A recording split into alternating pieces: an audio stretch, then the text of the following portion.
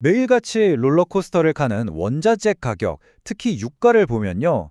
이게 그냥 정신없는 혼돈 같잖아요? 근데 만약 이 모든 움직임 뒤에 사실은 예측 가능한 어떤 거대한 리듬이 숨어 있다면 어떨까요? 네, 바로 이 오일 배럴들처럼 시장은 정말 복잡해 보이지만요. 오늘 우리는 이 혼돈 속에서 반복되는 거대한 흐름, 바로 슈퍼사이클의 비밀을 한번 파헤쳐 보려고 합니다. 오늘 살펴볼 내용은 이렇습니다. 먼저 시장에 숨겨진 리듬이 뭔지 알아보고 과거엔 어땠는지 역사를 훑어볼 거고요. 그리고 이 사이클을 설명하는 수학 공식도 들여다볼 겁니다.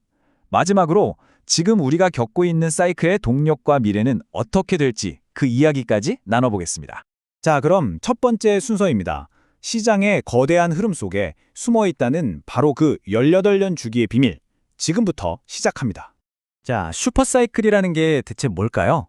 이걸 정확히 짚고 넘어가야 하는데요. 이건 단순히 몇 달 오르락내리락 하는 그런 단기적인 변동하고는 차원이 다릅니다. 수요와 공급의 판 자체가 뒤바뀌면서 만들어지는 거의 20년 가까이 이어지는 어마어마한 가격의 파도라고 생각하시면 돼요. 이 업계의 오래된 격언이 이 개념을 정말 기가 막히게 표현해요. 원자재는 18년마다 숨을 쉬고 다시 폭발한다. 마치 살아있는 생명체처럼 일정한 주기로 숨을 쉬다가 에너지를 폭발시킨다는 거죠. 정말 재밌는 비유 아닌가요? 그렇다면 이 18년이라는 리듬이 과연 그냥 하는 말일까요? 아니요. 실제 역사 속에서 어떻게 나타났는지 한번 직접 확인해 보시죠. 보세요. 역사는 정말 반복됩니다. 70년대 오펙이 일으킨 오일 쇼크부터 90년대 중국의 폭발적인 성장이 이끌었던 구리 붐, 그리고 바로 얼마 전 우리가 목격한 전기차 시대의 리튬 대란까지, 그리고 바로 지금 우리는 배터리와 AI가 이끄는 또 다른 거대한 사이클의 시작점에 서 있는 겁니다. 1973년 오일 쇼크가 터지기 바로 직전 유가가 얼마였는지 아세요? 배럴당 겨우 3달러였습니다. 그런데 불과 몇 년 만에 가격이 어떻게 됐죠? 배럴당 35달러, 무려 10배 넘게 폭등했습니다. 이게 바로 슈퍼사이클이 가진 파괴적인, 아니 폭발적인 힘이죠. 가장 최근 사례는 우리한테 정말 익숙하죠. 바로 테슬라가 불을 붙인 전기차 혁명입니다. 이 기가팩토리가 돌아가면서 배터리의 핵심 원료인 리튬 수요가 말 그대로 폭발했고, 그게 바로 리튬 슈퍼사이클을 만들어낸 겁니다. 자, 그럼 이런 거대한 리듬을 우리가 예측할 수 있는 방법이 있을까요? 네, 있습니다. 이제 이 사이클의 비밀을 푸는 열쇠, 바로 수학의 세계로 한번 들어가 보시죠. 화면에 보이는 이 공식, 좀 복잡해 보이나요? 걱정 마세요. 사실은 아주 간단한 세 가지 요소의 조합일 뿐입니다. 저기 물결 모양 그래프를 만드는 사인 함수가 바로 18년이라는 주기를 만들어내는 핵심이거든요. 이 공식을 바다에 한번 비유해 볼까요? 그럼 훨씬 이해하기 쉬워져요. 자, 첫 번째 A는 주기적으로 쳤다 빠지는 파도의 높이, 그러니까 가격이 얼마나 오르고 내리는지를 보여주는 거예요. 두 번째 B는요, 바다 전체의 수위를 서서히 끌어올리는 조류 같은 겁니다. 장기적으로 가격이 계속 오르는 추세를 말하는 거죠. 마지막으로 C는 이 모든 것의 기준점이 되는 해수면, 즉 평균 가격 수준이라고 보시면 됩니다. 어때요? 훨씬 쉽죠? 그러니까요. 이게 바로 이 분석의 진짜 매력입니다. 이렇게 수학적인 틀을 이용하면 시장의 온갖 복잡한 힘들을 아주 명쾌한 예측 모델로 바꿔서 볼 수가 있게 되는 거죠.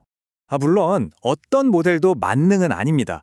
보시는 것처럼 2008년 글로벌 금융위기나 러시아 우크라이나 전쟁 같은 정말 역사를 뒤흔드는 사건들은 예측 모델을 벗어날 수밖에 없어요. 그래서 중요한 건 이 모델을 맹신하는 게 아니라 시장의 큰 리듬을 이해하는 도구로 현명하게 활용하는 겁니다. 자, 그럼 이제 시선을 미래로 한번 돌려볼까요? 지금 우리가 한가운데 있는 이 새로운 슈퍼사이클은 도대체 무엇이 이끌고 있을까요? 지금 상황이 딱 이렇습니다.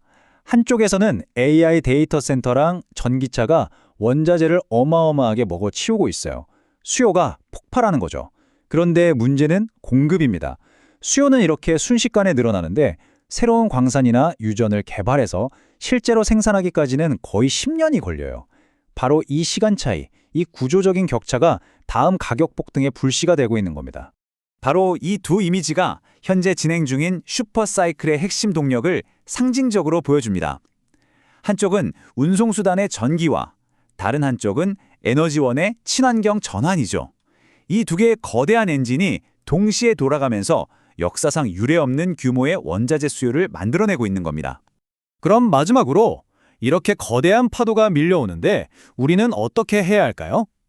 앞으로 펼쳐질 수 있는 몇 가지 미래 시나리오를 통해 그 힌트를 얻어보겠습니다. 미래는 크게 두 갈래길로 나뉠 수 있습니다. 첫 번째, 시나리오 A는 녹색 전환이 아주 성공적으로 빨라지는 세상이에요. 이 경우에는 석유 수요가 줄면서 가격도 안정되겠죠?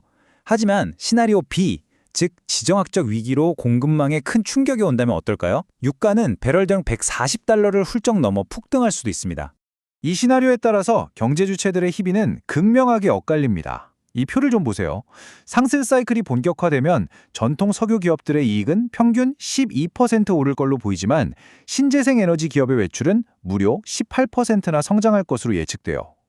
반면에 석유를 팔아서 먹고 사는 나라들은 오히려 국가 부채 리스크가 커질 수 있다는 분석도 나옵니다. 자, 그래서 오늘 이야기의 핵심이 바로 이겁니다. 원자재 슈퍼사이클은 그냥 모니터 화면 속 숫자 노름이 아니라는 것. 우리들의 월급 봉투부터 기업의 실적, 그리고 국가 경제의 운명까지 좌우하는 거대하고 강력한 리듬이라는 사실을 꼭 기억해야 합니다. 18년이라는 거대한 리듬은 이미 다음 10년을 향해 그 시동을 걸었습니다. 하지만 우리는 역사를 통해 봤죠. 언제나 예측 불가능한 충격이 모든 판을 뒤엎을 수 있다는 것을요. 그렇다면 마지막 질문은 이겁니다.